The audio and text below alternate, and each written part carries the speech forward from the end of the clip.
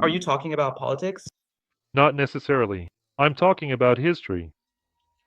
If someone is incompetent in history, then I talk about politics. But actually, I'm interested in history. How long have you? As I understand it, we have different histories, right? Russia and Ukraine, roughly speaking. Yeah, they're different. Well, that's exactly why I wanted to talk to someone like you. But first, I have a question for you. What was the last history book you read? Honestly, I haven't read any history books at all.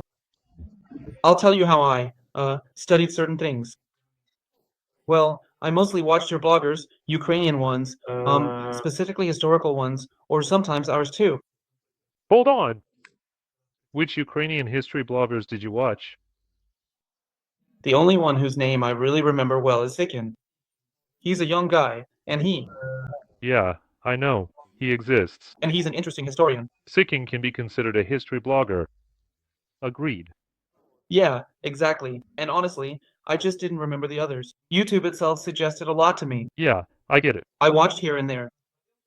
And then, as funny as it sounds, I actually studied specific things on Wikipedia, checking what sources they referenced in Ukrainian, Russian, and English, just to get, at least a rough idea.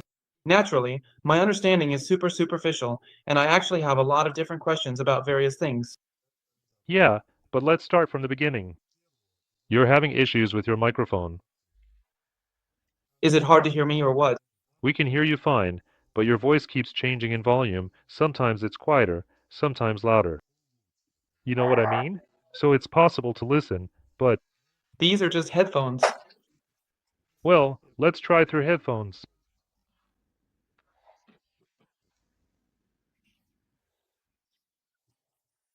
Can you hear it well now? 1, 2, 3, 4, 5. Well, tell me something. Are you a blogger? No. I am a blogger, yes. Can I have the channel? I watched yours. Vox Veritatis. Damn, that's a complicated name. You can. All right. Okay, now. Are you recording or broadcasting live? Recording. I don't stream chat roulette live. It's pointless. I've already seen your name.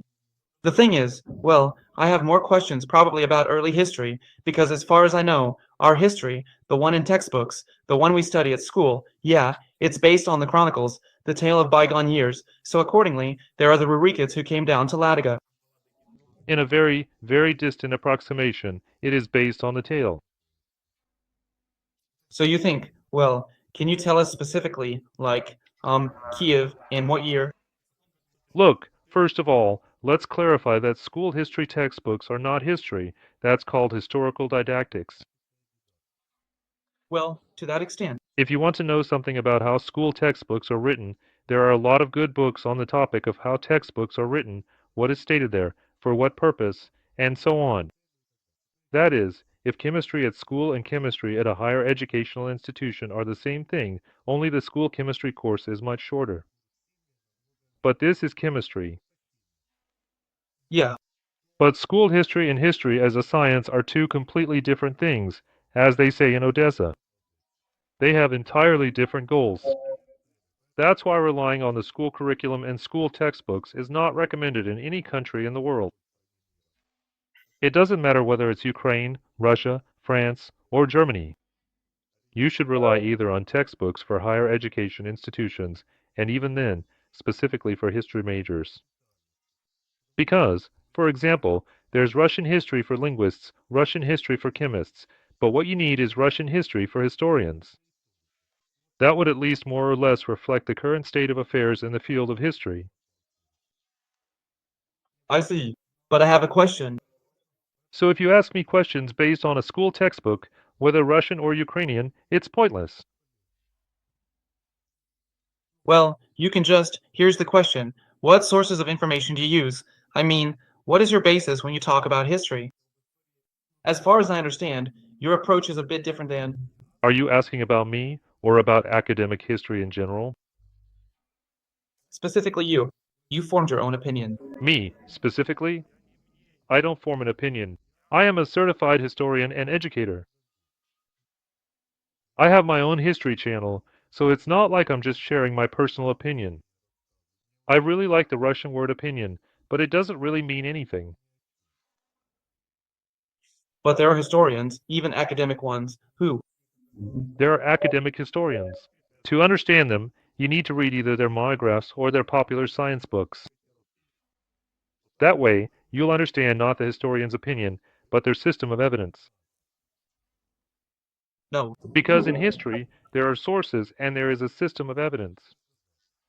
If you skip that process, nothing will make sense to you, so you turn to a school history textbook, and there, nothing makes sense at all.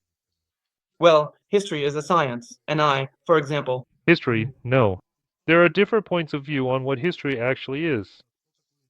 From the idea that history is, essentially, social physics, in other words, an exact science where everything can be determined. That's the extreme point of view. To the opposite extreme, that history is closer to literature than to science. And between these two extremes, there are about a dozen and a half other viewpoints. So if you want to see history as social physics, you're sticking to one point of view, and even that one isn't really correct. Or you say that history is basically about nothing, it's just literature. That's also an extreme point of view. And the truth is somewhere in the middle. It's a humanities discipline with its own methods of understanding. all right, anyway, it's going to be really hard for me to talk to you about history because, Yeah, so if you're relying solely on some school curriculum, it's pointless. well, yeah, It just doesn't mean anything, really. of course, but I'm trying to figure it out, trying to hear your point of view. No, don't bother. You won't figure it out. For that, you need to graduate from the history department. I agree. Then, by your fourth year, you'll start to understand something. I get it. Right now, I really need to just dig in, so to speak, get inside it. All right, let's talk about politics. Can you tell me, do you consider the events of 2014 a civil war, or do you think that, Where? well, what happened in Donbass? There was no civil war there at all. Maybe there was some element of a civil war, but just an element. The reason there is something completely different. Well, look, it's obvious that if Russia hadn't been nearby, nothing would have happened, right? Naturally, because citizens of the Russian Federation were being bussed into Donetsk, Luhansk, Kharkiv, and Zaporizhia, and together with local separatists, they staged active opposition to the Kiev authorities. Well, for example, I read a 2004 report from the US Congress, and even back then it said that Donbass really wanted to break away from Ukraine. Back in 2004, during the first Maidan. I haven't seen what you're talking about, and I can't verify it, so, and to trust you, I. I can send you the link. Is that report in English? I don't know English well enough to read it right now.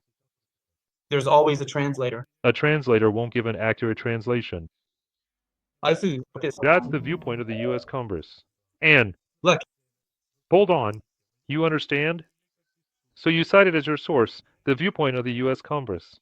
As a historian, am I supposed to trust the viewpoint of the U.S. Congress? well, but they do provide arguments, too. Sure, some, but it's still the viewpoint of the U.S. Congress. I can take it into account. I can look at their arguments. I can see where they got them from. The U.S. Congress probably relies on some kind of intelligence data. Not just that, actually, I took a lot of interesting things into account. But I need to know what the U.S. Congress based that conclusion on. If I don't know what it's based on, see, when the Russian army attacked Ukraine, all the American and British intelligence agencies before they gave Ukraine only 3 or 4 days. Everyone was sure that Ukraine would be defeated within hours. All the intelligence agencies failed. Now they're conducting internal investigations over there, trying to figure out what the intelligence agencies were actually doing and why they provided such incorrect information. That's why I'm also interested in the U.S. Congress report you're talking about. What is it based on? On the data from the intelligence agencies that failed? Well, in those 3 or 4 days, it wasn't really about a military defeat, but more of a diplomatic one. I mean, No, it was exactly about that. And even if that was the discussion, it still didn't happen. That's why the intelligence agencies, accordingly, provided the wrong information. Hence the critical attitude toward the intelligence data. If I just read the US Congress report without considering where they got their sources from, but that's just the opinion of the US Congress. Or maybe it's the opinion of the Pope, or maybe it's the opinion of Vagia from some UST Communigors. You know, Honestly, to me, it's all the same. there's a war university, you know, the one that. What? What? The war university from Chicago, the one whose maps they always show. No, I don't know it. Well, anyway, never mind. So if you have any questions about history, I can answer. Specifically about the Civil War. Specifically about the Civil War. Look, I agree that Russia was involved indirectly, meaning it supplied weapons. And even my fellow serviceman, the one I served with back in 2013, he went to Don Days. Yeah. But that was his personal choice, just so you know. And, but aren't civil wars, at least from what I've seen on the surface, aren't they always supported by outside forces? Like, for example, even the Civil War of 1917. And if you look at it, pretty much all of Europe was backing the whites, supplying them with weapons, sending in military personnel. Yeah. But in Russia, if we're talking about 1918 to 1921, that was truly a civil conflict because the fighting was between armies within the country, one army, and then other armies like Kolchaks, Denikins, and Denichas were being supplied with weapons. Of course, the Red Army wasn't supplied with weapons, obviously, but that was a huge internal conflict, whereas over there, there's no internal conflict. What's the conflict even about over there? Well, look, for example, even Odessa. Wait, wait. Have you read the definition of a civil war? Well, I have, but honestly, I probably couldn't recite it right now. Well, then I'll recite it for you. We can check it right now. It's a struggle for power within a state. For example, the Russian Civil War between the Whites and the Reds is a classic civil war for control over Moscow and St. Petersburg. I'd actually like to check that. Go ahead, check it. But over there, what is it? Did Donetsk and Luhansk ever claim they wanted to take Kiev? No, they didn't claim that. They asked. Read what a civil war is. A series of armed conflicts between various political, ethnic, and social groups and state entities on the territory of a state. The goal of any civil war. Read on. Just a second. Just a little off.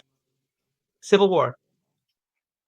If The most acute form of resolving accumulated social contradictions within the state. within the state. And you had contradictions, didn't you? Yes, there are always contradictions. Contradiction is the driving force of any social process. If the people from Luhansk and Donetsk had marched on Kiev with weapons in hand, aiming to seize power in Kiev and overthrow the unwanted government, that would have been a civil war. But if these comrades wanted to separate from Ukraine, that's not a civil war, it's separatism. They didn't plan to at first. As far as I saw in the early rallies, there are plenty of videos on YouTube, right? No one planned to break away. Not a single. Well, no one said that. So, I say again, look, if the Donetsk and Lugansk people, with the support of Russia, had actively gone to Kiev in 2014 and their goal had been to take Kiev, it would have been a civil war. But if We have a Chechen War, which was the first Chechen War. it's hard to say, was it a civil war? The thing is, Chechnya, in accordance with the laws of the Soviet Union and Russia, held a referendum completely by the book and declared itself an independent state. And that was already an interstate conflict, which you managed to turn into a civil war. The Chechen leadership did not consider themselves citizens of the Russian Federation. They declared independence, and accordingly, it was already an interstate conflict. The problem was that at that time, no one in the world recognized Chechnya. Any conflict, you see, is not as straightforward as you want to imagine it. So, if the separatists had marched on Kiev, which they didn't, then that would have been a civil war. But if we're talking about them trying to be some kind of independent entity, that's called separatism. And if you look at interviews with those who actually created it, I have this information right at hand. The people who established the Donetsk People's Republic were all citizens of the Russian Federation. So we're not even talking about a civil war or separatism at all here. In other words, the Russian Federation, taking advantage of the sentiments of a certain part of Donetsk and Luhansk regions, set a course to take control over these territories. What kind of civil war is this? Now, about the events of May 2nd in Odessa. They burned people there, as far as I saw. Yes, they burned them. 42 Odessa residents. The Odessa residents were people who supported the so-called Russian war. First of all, they weren't burned by others, they set themselves on fire. Well, I can send you a link right now showing people jumping out the window, and then they're beaten with sticks. Yes, they were beaten with sticks, and there was shooting too. But besides that link, watch all the videos that exist and see who was protecting these so-called separatists. It was the Odessa police, led by Colonel Fuchich. He's in Russia. He immediately ran off to Russia.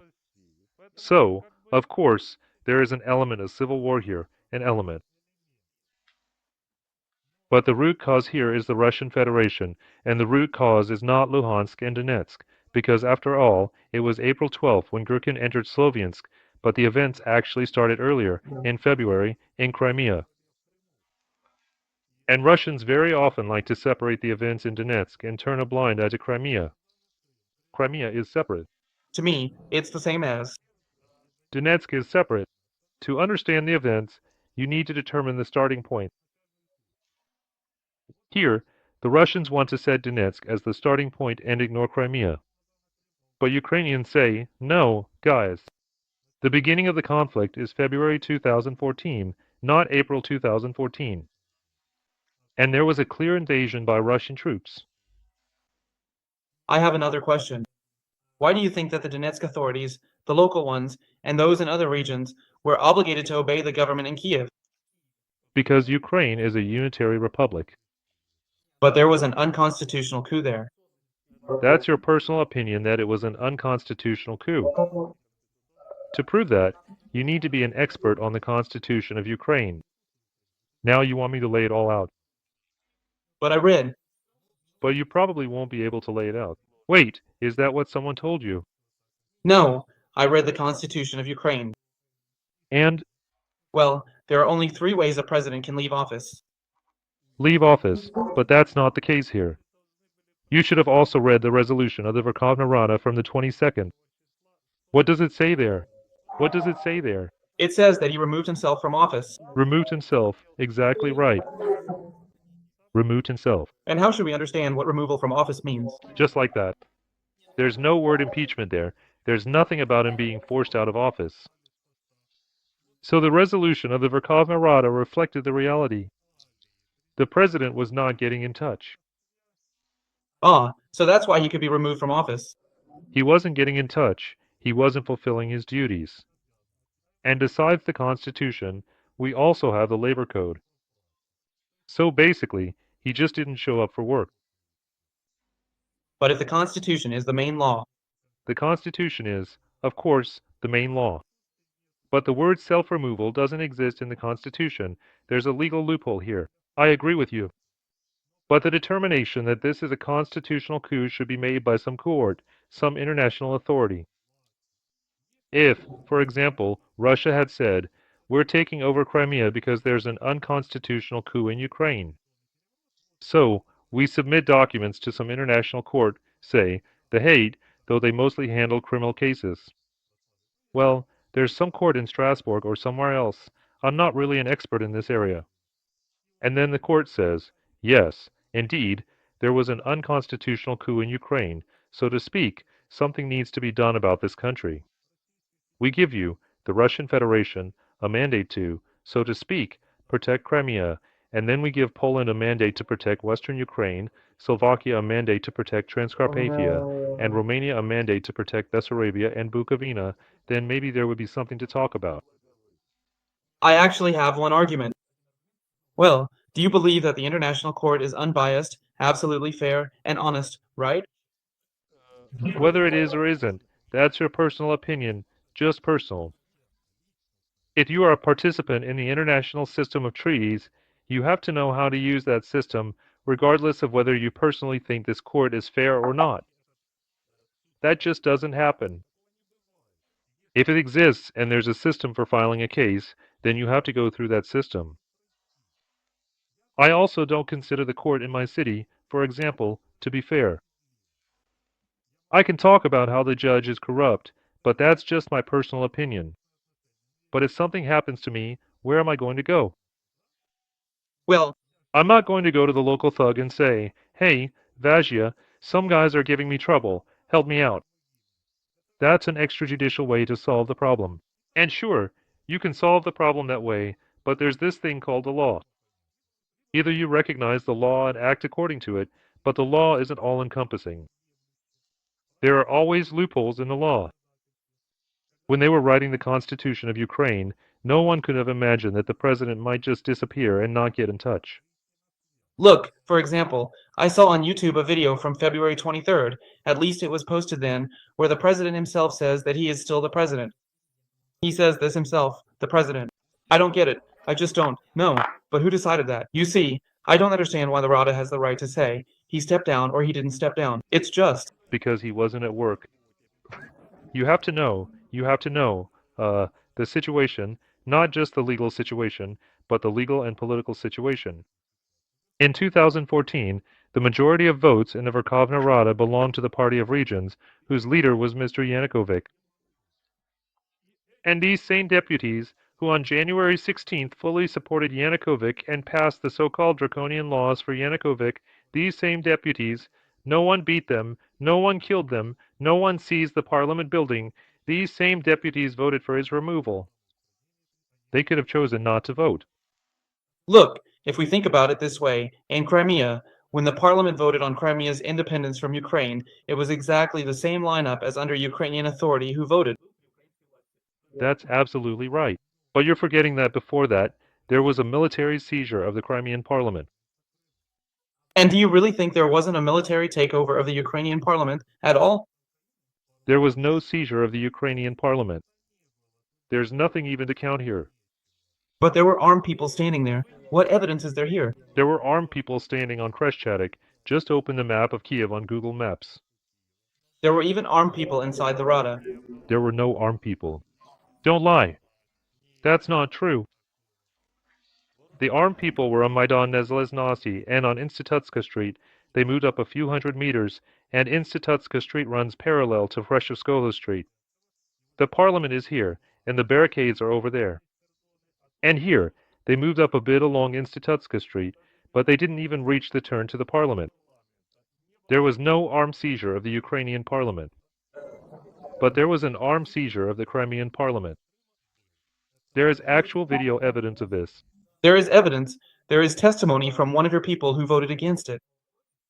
He testified in court in Ukraine. He returned to his homeland, so to speak, after the events in Crimea. And he gave testimony where he said that yes, indeed, Russian Federation soldiers were standing near, well, on the street where the parliament is located.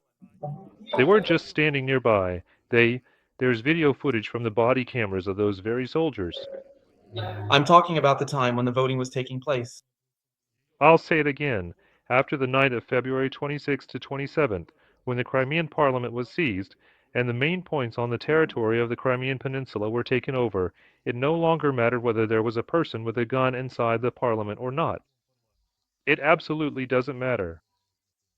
The peninsula was under the control of the Russian Federation, and even those deputies who supposedly supported Ukraine, well, they voted for some reason. No one in the world recognizes such a vote. Let me finish. There is a complete analogy with Austria. When Hitler seized Austria, and then even held a referendum there, 98 or however many percent of Austrians said, we support reunification with the Third Reich. No one recognized that referendum. And in 1945, the Austrian government said, there was no referendum, it was Hitler who organized that referendum. Well, you know, recognition or non-recognition, that's a whole thing. Recognition and non-recognition. The USSR wasn't recognized for 10 years. Recognition or non-recognition is an element of international law. If the USSR has already been recognized, then it's recognized. These are political decisions, you understand?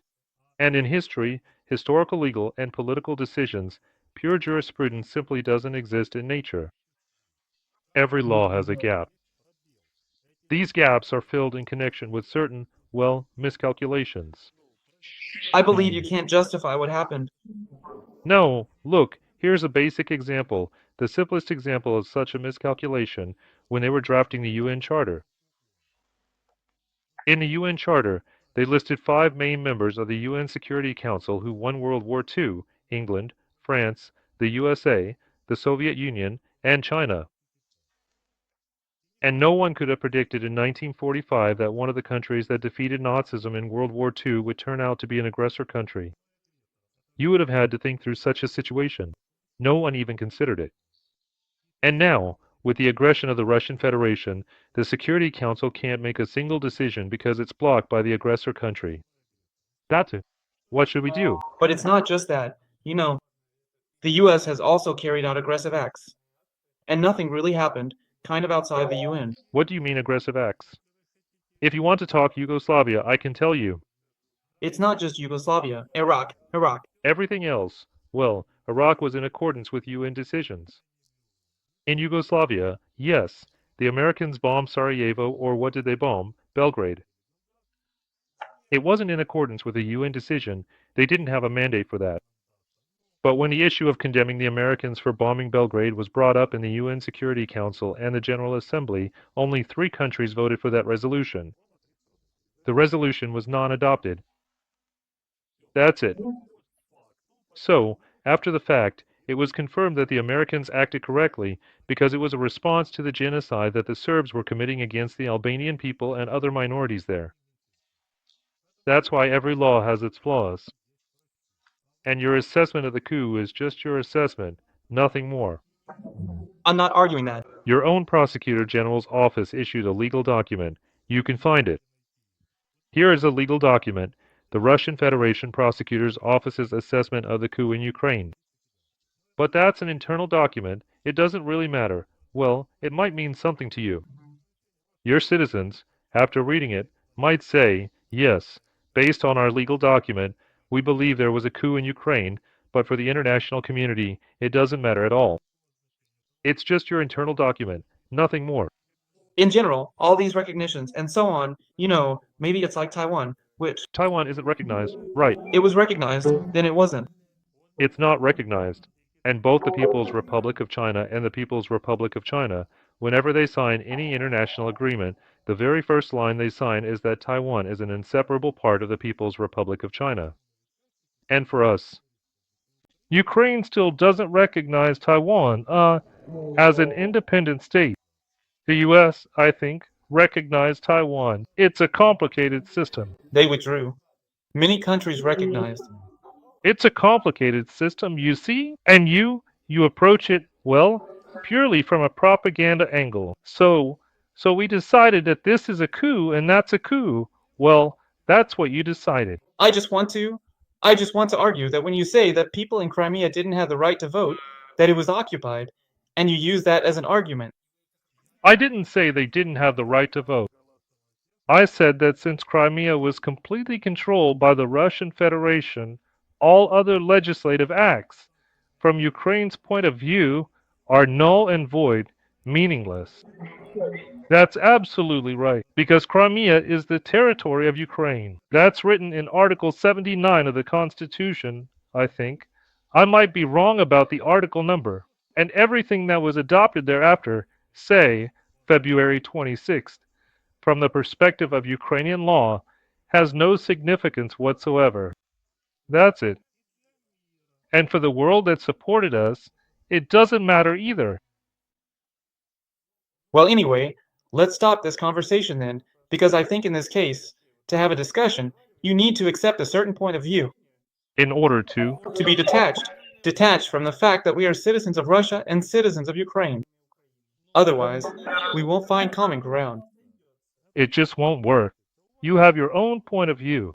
You think it's a coup d'etat? By all means, go ahead and think that. I'm not even going to try to convince you otherwise. The point is, it's about something else. About crossing the border of a sovereign state under the pretext of an alleged coup d'etat. For that, you need to open UN Resolution 3314, from some year in the 60s or 70s, where the definition of aggression is given. Look at point 3 and point 5 and see what it says there. Open it up and take a look. Well, I looked, first of all, at what the OSCE, for example. No, no, no. Open it. Type in 3314 UN resolution. There is international law. The definition of aggression, right? The definition of aggression. Read point 3. Just read point A. Article 3, subpoint A. That's enough. You don't need to read any further. Well, I read it. I got it. But here it says that, about an attack by the armed forces of a state. Exactly right. The armed forces. But there was no official attack. No, it's just that you don't officially recognize it. But the attack. The UN has a bunch of General Assembly resolutions that clearly state that Crimea is occupied and call for the deoccupation of Crimea. The fact that you don't recognize this is, well, your sovereign right. I meant Donetsk and Luhansk. And Donetsk and Luhansk.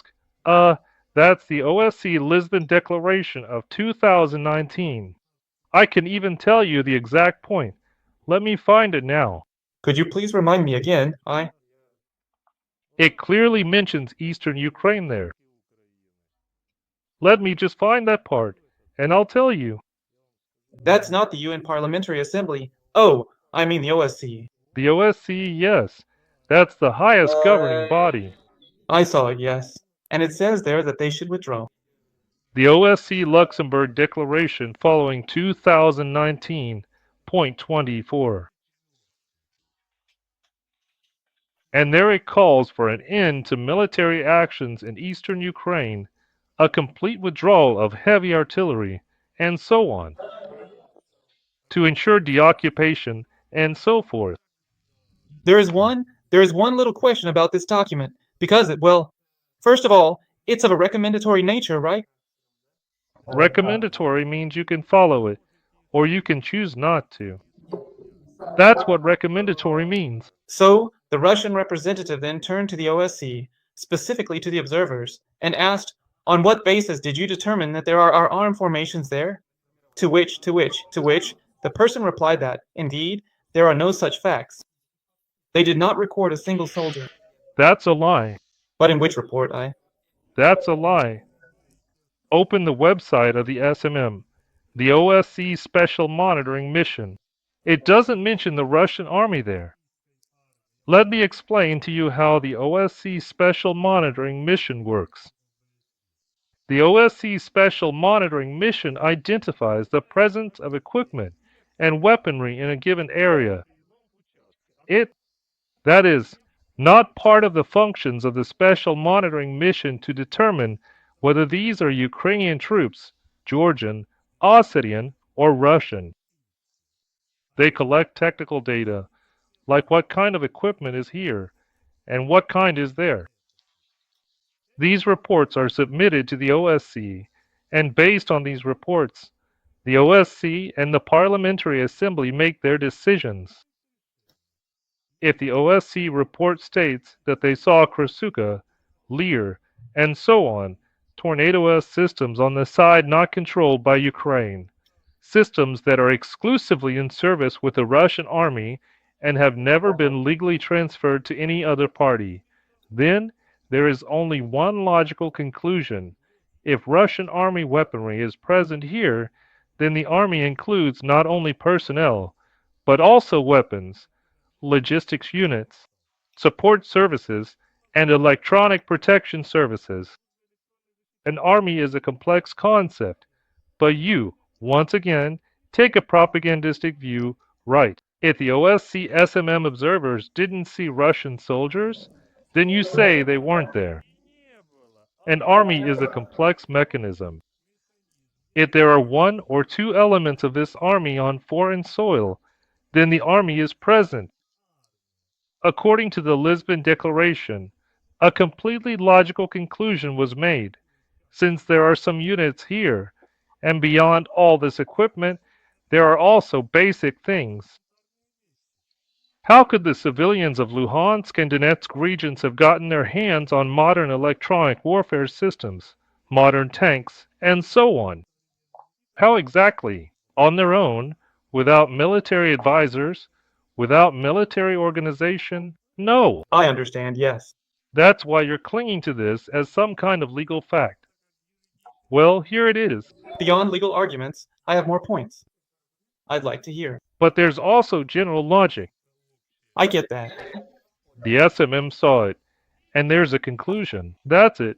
Everything follows logically. I have a few more questions.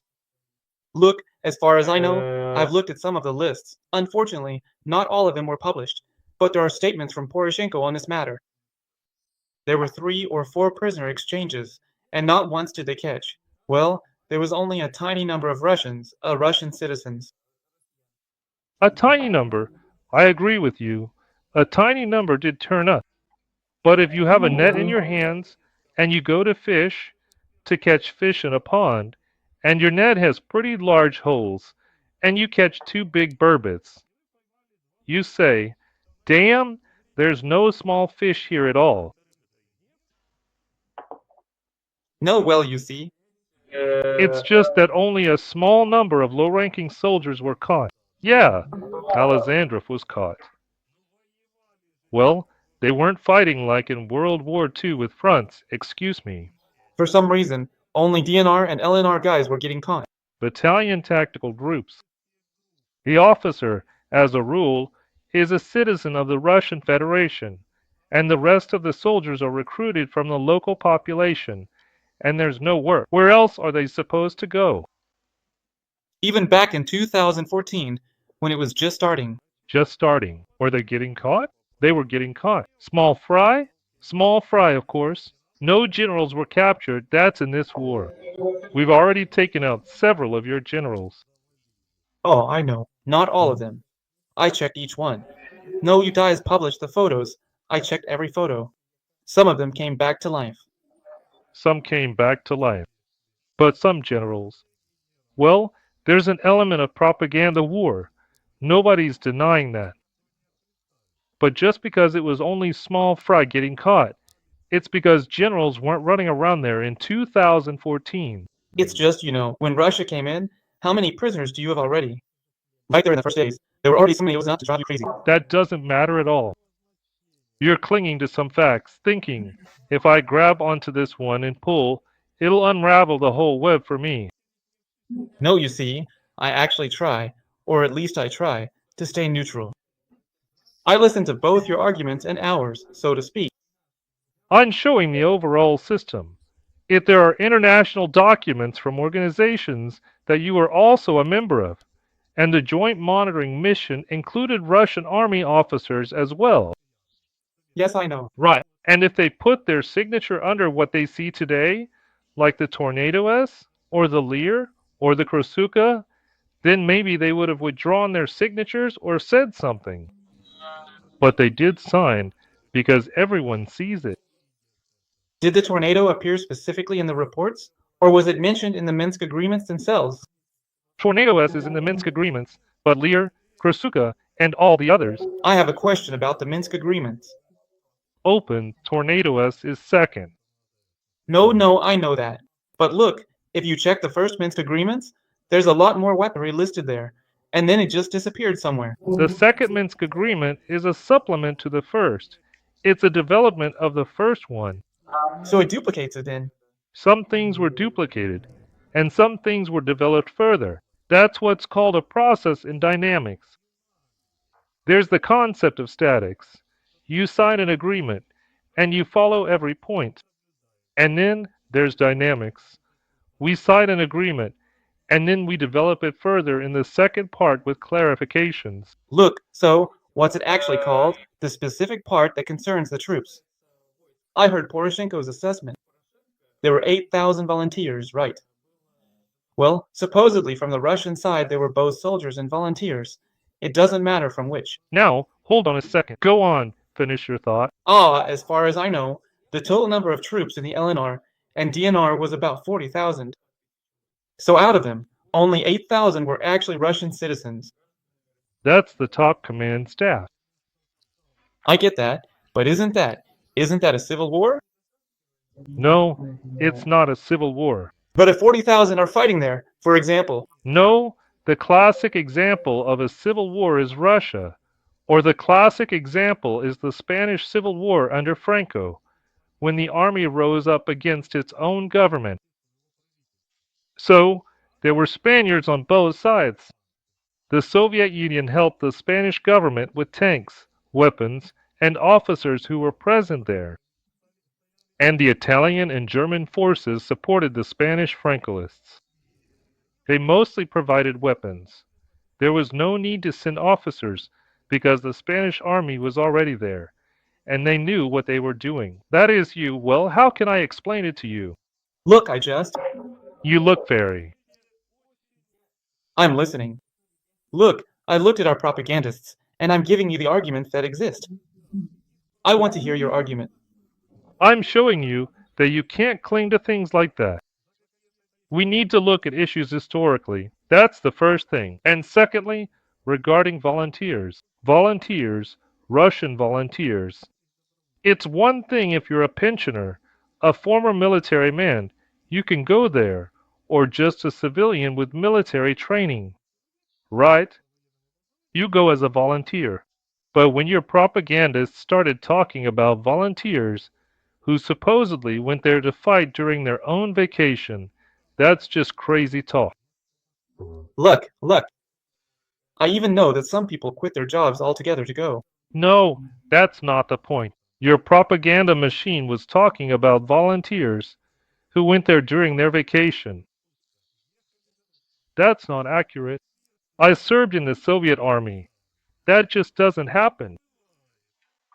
But in the Russian army, It's definitely forbidden by the regulations. I know, yeah. And there are moments like that. But your propaganda also makes mistakes. There are a lot of them. Sorry, our propaganda has an endless number of mistakes. We're talking about fundamental decisions here, not about some small fry getting caught or something being written incorrectly. There is a fundamental decision. There is the international community, which said, guys, you are the aggressor country because of this, this, and this. That's it. Honestly, I don't take the international community seriously at all. I used to, though. That's just you personally. That's propaganda that's been pushed on you. Yeah, yeah. Look, let me explain to you. I've always been, on the contrary, an opposition-minded person in Russia. Let's put it that way. And I've always had a good attitude toward the international community, well, toward international media and so on. But really, what are they saying? I'm not talking about international media. I'm talking about international law and organizations. That too. And lately, when I look at what they're saying and so on, it's really very often not just glossed over, but sometimes the situation is presented in a very one-sided way. It's not objective.